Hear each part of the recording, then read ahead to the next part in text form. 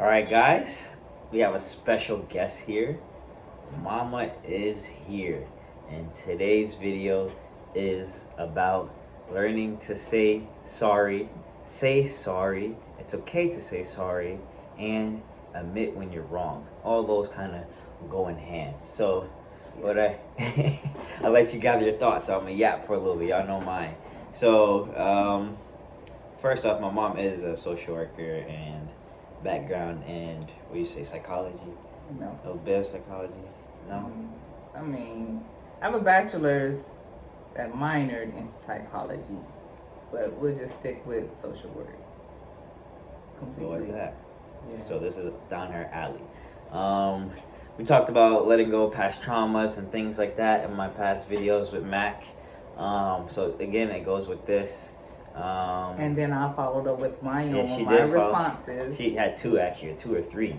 And I think it's important because someone mentioned this and I had to post it quick. That thought ran in my head.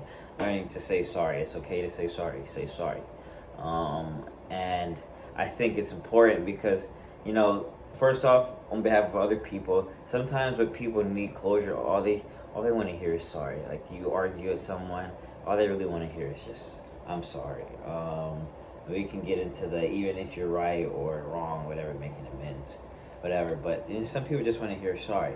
Now, for your mental, for me personally, I think I've been able to say sorry more because I'm growing, but also having a partner.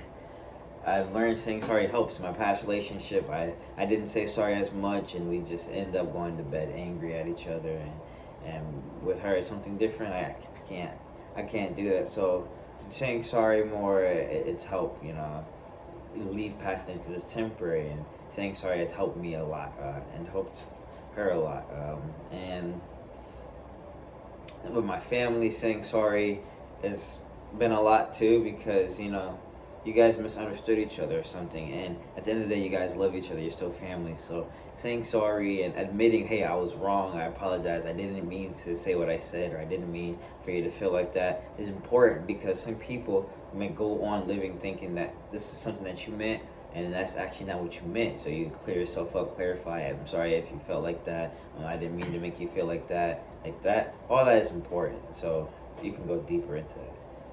I was just going to say that when there are lots of people who need the closure of you saying sorry, and I'm one of them, and also being the person who says sorry, that you let them know that you forgive them or you don't. What is the problem? What happened? Let's talk it out, because simply just saying sorry oftentimes isn't enough.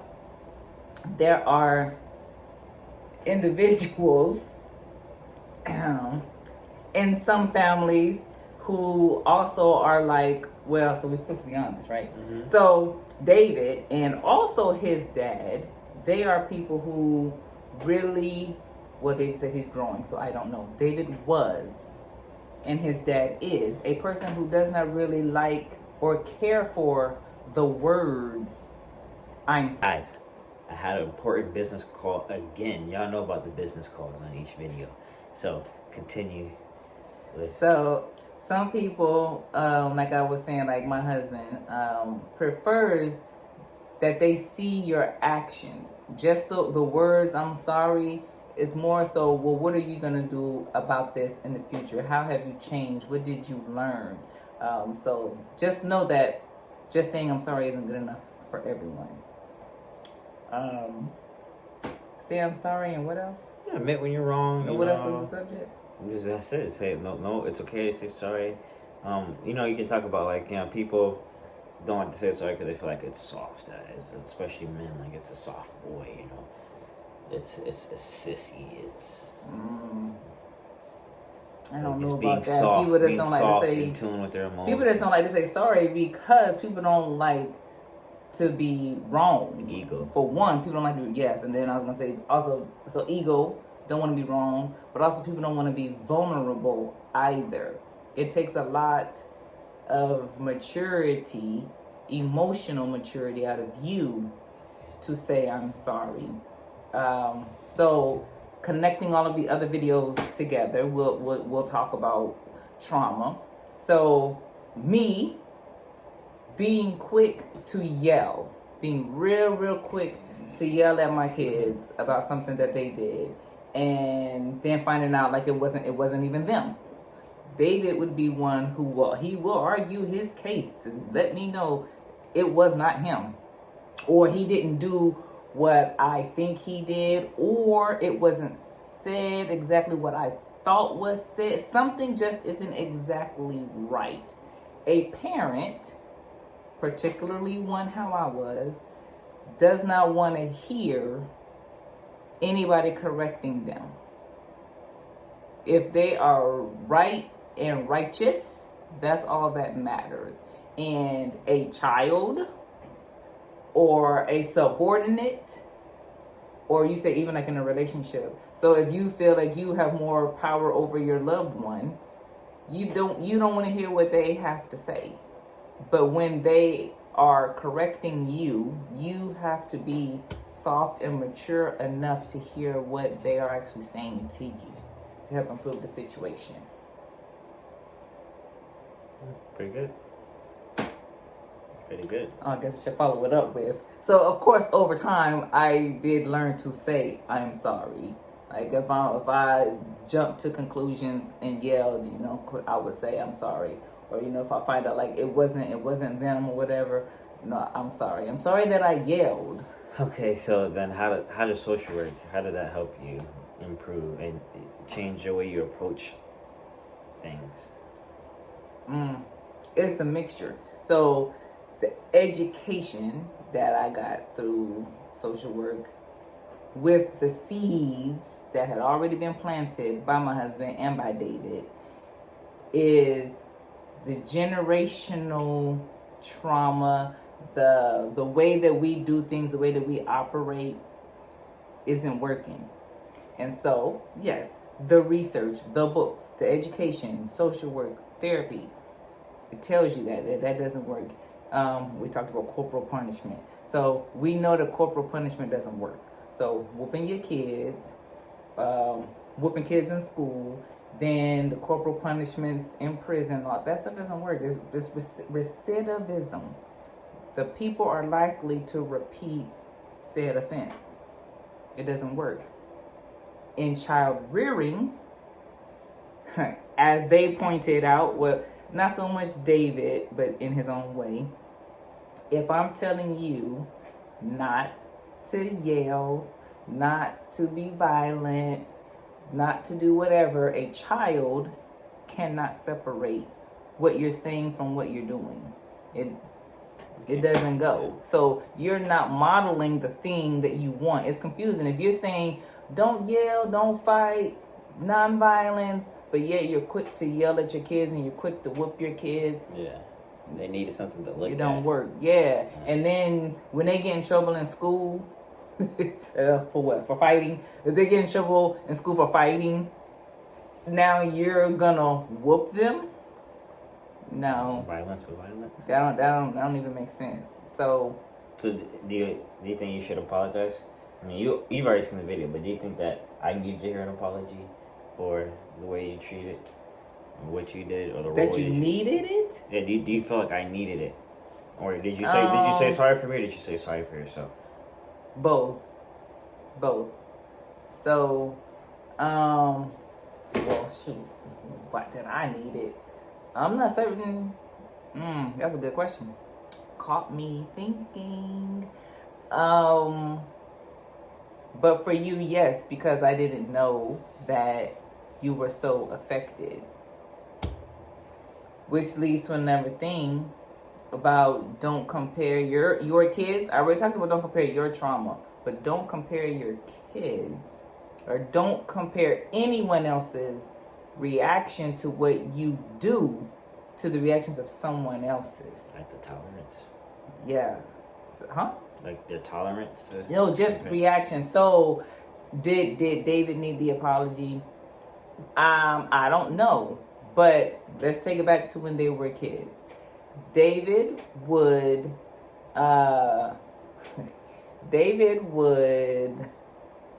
I already said argue his case. He'd argue his case, and then of course he'd be upset with me if it doesn't matter whether he was right or wrong. He said he's going to be mad at me.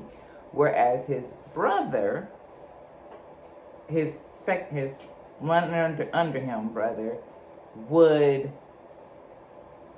deny a thing that we know he did, or eventually he'll get to the point of admitting it, but you won't know that he was affected. Because why? Because he was that kid who would go right back around and just go do the thing that he just got a whooping for.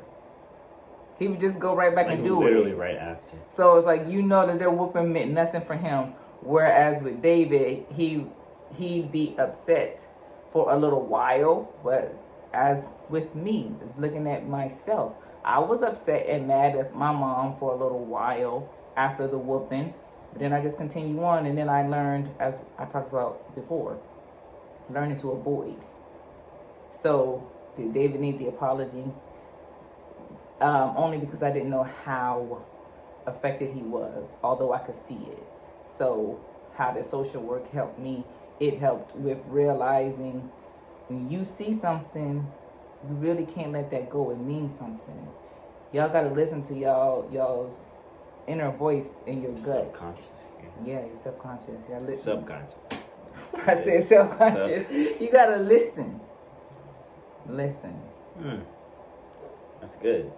I think you can tie that into saying sorry. Listening to what people are saying, you know. Like I say something to my girlfriend, right?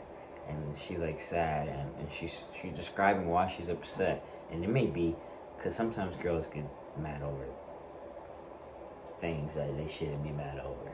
But it's the principle. Girls right? get mad about everything they're supposed to get mad about.